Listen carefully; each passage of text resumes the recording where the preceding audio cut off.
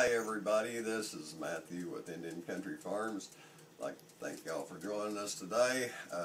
On the camera we have, of course, as always, the production staff, Susan, and the dogs. Say hello, guys. We smell bacon.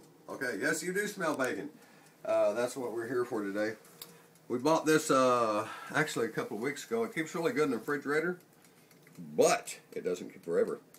So, what is, can you see? Covered Wagon. There's Covered Wagon brand. Give them a little plug because it did go on sale. But anyway, what we're going to do is, this is entirely too much bacon for Susan and I to eat before it goes bad. And actually, it's too much to even freeze. That would take up a lot of space in the freezer. So what I'll do is I'm taking the bacon.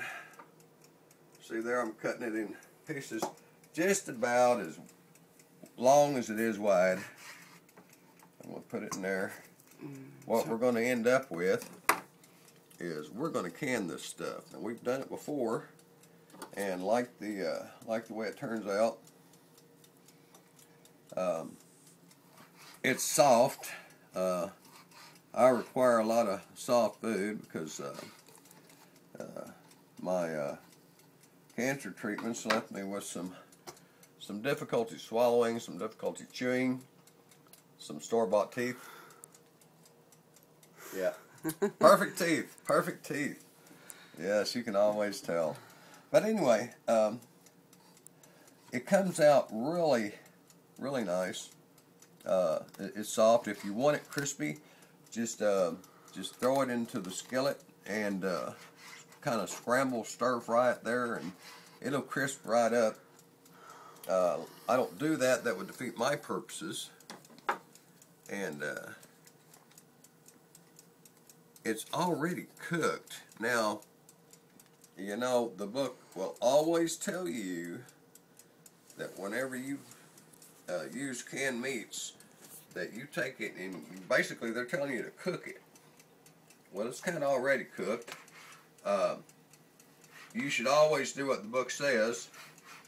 That being said, I don't always do what the book says, but I will encourage you to, because I don't think it'd be a good idea for me to tell you to do something that the book didn't tell you to do, or something. I'll just drop that piece in there. For those of you worried about fat, don't do this. Don't eat bacon. Bacon is mostly fat. The commercial bacon, now when we take a hog to be processed, it comes back a lot leaner than that. Now why? Let me see. Yeah. It'll be just a little bit, tiny little bit of fat on the edge. Now why they can do that at our processor here local, but they can't do that at a packing plant, I don't really know, but you know, that's the way life goes. If you buy from the commercial food stream, you get what is a profitable product for the manufacturer, which means some executive guy that has what do they call that, a master's in business administration, and don't know nothing about food. Bean counter. Huh? A bean counter. A bean counter, yeah.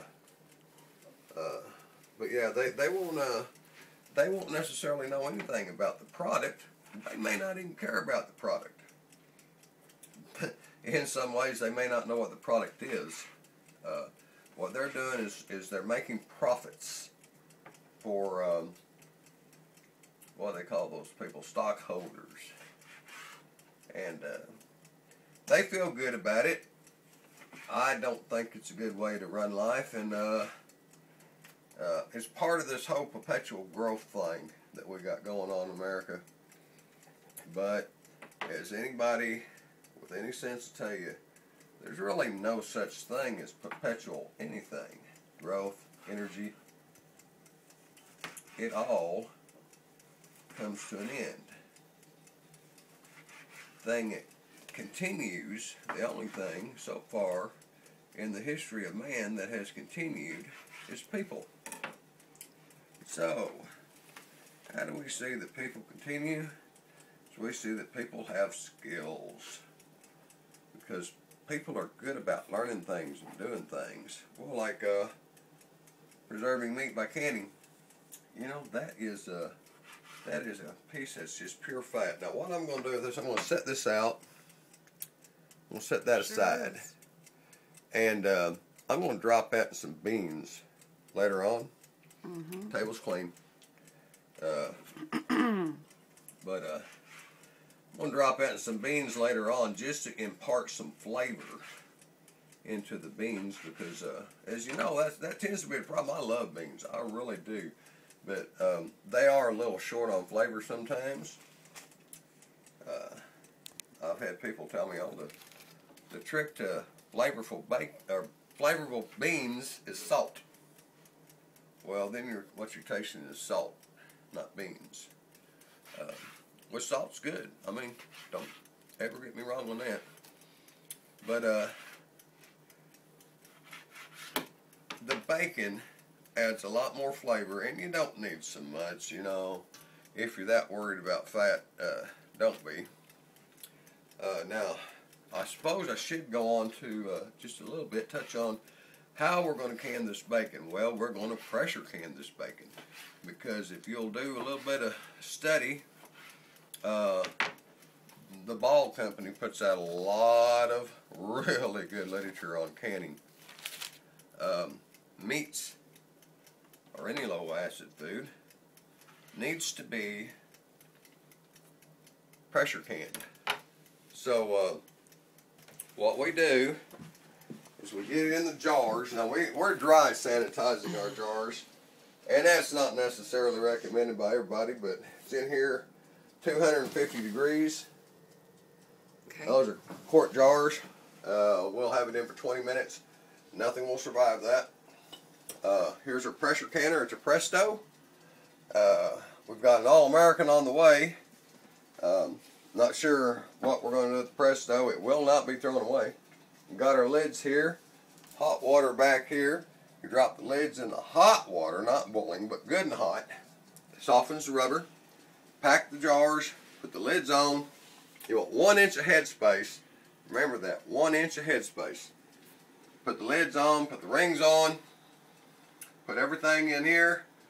I believe you run that up to, we're about 700 feet, a little bit less. We're going to run that up to 12 pounds and keep it there for, I believe it's 90 minutes.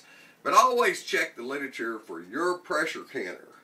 They vary slightly, and your altitude is going to make a difference also. So you want to be sure and get things right, because you don't want to poison yourself or your family. Botulism is always the monster in the closet that we want to refer to. But any kind of food poisoning you want to stay away from. Anything that's going to cause a problem.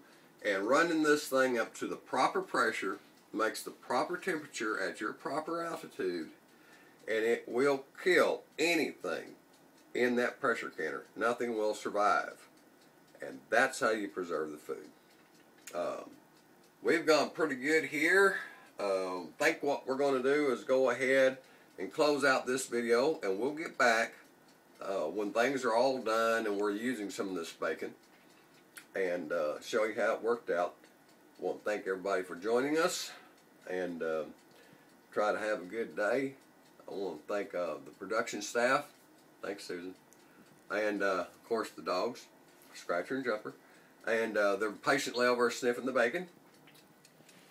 Y'all try to have a good day, and come back and see us again here on Indian Country Farms. Bye.